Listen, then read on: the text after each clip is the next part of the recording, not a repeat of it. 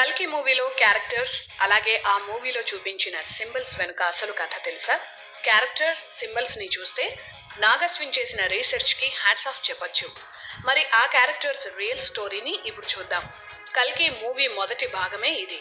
అంటే కల్కి జన్మించడానికి ముందు జరిగిన కథ. ఈ భాగంలో ప్రభాస్ కల్కి క్యారెక్టర్ కాదు, భైరవ క్యారెక్టర్. ఎవరా భైరవుడు? ప్రభాస్ కల్కి మూవీలో భైరవ క్యారెక్టర్. 3 ప్రపంచాల మధ్య నడిచే కథ కల్కి 2898. 1 వారణాసి, 2 ఆకాశంలో వేలాడుతూ నిర్మించిన కాంప్లెక్స్ అడ్వాన్స్డ్ సిటీలు, 3 శంభల. ఈ భూమి మీద మొట్టమొదటి నగరం వారణాసి. శివ పురాణం ప్రకారం శివపార్వతులు ముచ్చటపడి నిర్మించుకున్న నగరం కాశీ. శివుడు శివలింగ రూపంలో ఉద్భవించిన లింగోద్భవ సమయంలో తన జటాజుట్టం నుంచి అవతరించిన శివుని మరో అవతారమే భైరవ. అతనికే కాలభైరవ అనే మరో పేరుంది. కాలాన్ని అదుపు చేసే శక్తి కాలభైరవుడు. కాశీని అనుక్షణం కాపాడే బాధ్యతను ఆ శివుడే భైరవుడికి అప్పచెప్పాడు. అందుకే కాలభైరవుడి అనుమతి లేనిదే కాశీని దర్శించలేము అని పెద్దలు చెప్తుంటారు. యుగాలు మారినా ప్రళయాలు వచ్చినా కూడా ఈ భూమి మీద నిలిచి ఉండే ఏకైక నగరంగా కాశీని శివపురాణంలో వర్ణించారు. అలా కలియుగంలో ఎన్ని మార్పులు వచ్చినా ప్రపంచమంతా నాశనమైనా చివరికి మిగిలి ఉండే నగరమే వారణాసి. అదే మూవీలో చూపించారు. కలియుగం మొదలైన 6000 ఏళ్లకు గంగా నది ఎండిపోతుందని పురాణాల్లో ఉంది. కల్కి 2898 అంటే కలియుగం మొదలైన 6000 ఏళ్ల నాటి కథ. అప్పటికి గంగా నది ఎండిపోయి సకల రోగాలు, పేదరికం, గుక్కెడు నీళ్లు కూడా దొరకని దుర్భర పరిస్థితులు ఏర్పడతాయి. ఇవే కల్కి అవతార సమయానికి సంకేతాలు. అలాంటి సమయంలో వారణాసిని దుష్టశక్తులు ఆక్రమించిన సమయంలో కల్కి పుట్టడానికి కొన్ని నెలల ముందు గర్భంలో ఉన్న కల్కిని కాపాడేందుకు భగవంతుడు నిర్దేశించిన శక్తుల్లో ఒకరే కాలభైరవుడు. ఇది కల్కి పురాణంలో ఉంది. కాశీని రక్షించే భైరవుడు కల్కిని తన గర్భంలో మోస్తున్న సుమతిని కూడా కాపాడతాడు. విష్ణుశక్తి శివశక్తుల కలయికగా జన్మించే కల్కిని శివసన్నిధైన వారణాసిని భైరవుడు రక్షిస్తాడు. ఆ క్యారెక్టర్లోనే ప్రభాస్ కనిపిస్తున్నాడు. ఇక రెండో క్యారెక్టర్ అశ్వత్థామ. ఇప్పటికే అశ్వత్థామ క్యారెక్టర్లో అమితాబ్ బచ్చన్ అదరగొట్టేశారు. మహాభారత యుద్ధం జరిగిన 3102 BCE నుంచి కల్కి 2898 AD వరకు మొత్తం 6000 సంవత్సరాలు పూర్తవుతాయి. ద్రోణుడి కుమారుడైన అశ్వత్థామ మహావీరుడు. అంతే ఆవేశ స్వభావం ఉన్నవాడు.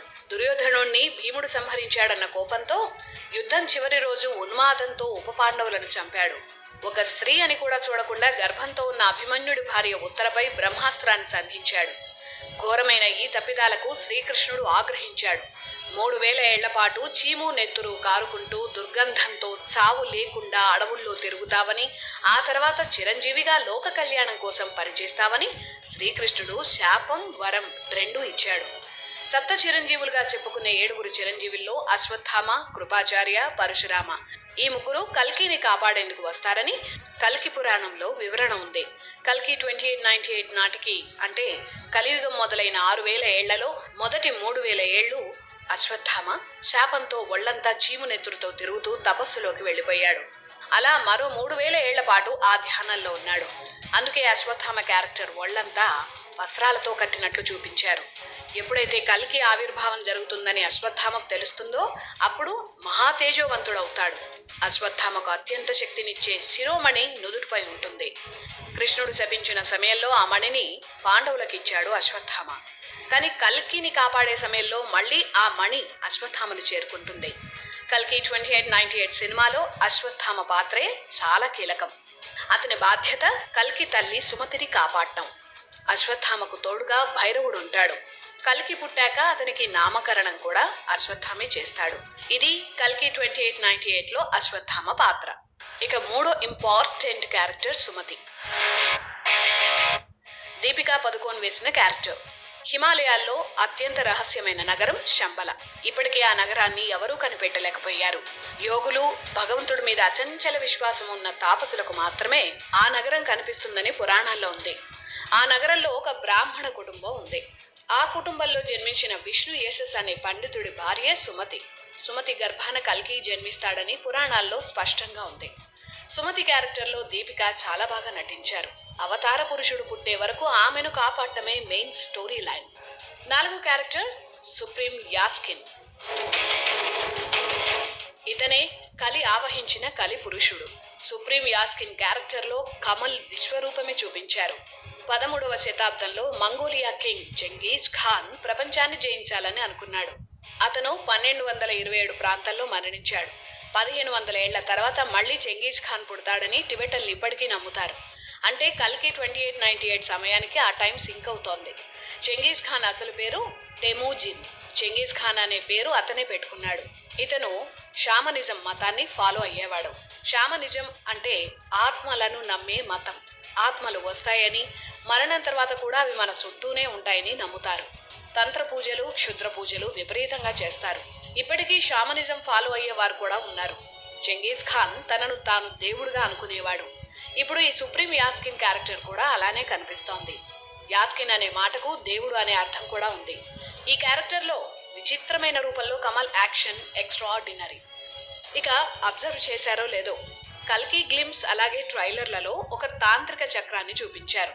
అది బౌద్ధంలో, ముఖ్యంగా టిబెట్ లామాలు, యోగులు తమ ధ్యానంలో విస్తృతంగా ఉపయోగించే మణిపూరక చక్రం. టిబెటన్లు కూడా తంత్ర పూజలు చేస్తారు. దశమహావిద్యల్లో తారాదేవిని ఆరాధిస్తారు. అలాగే విశ్వశక్తికి ఆధారమైన ఆదిశక్తిని మణిపూరక చక్ర సాధనతో ఆరాధిస్తారు.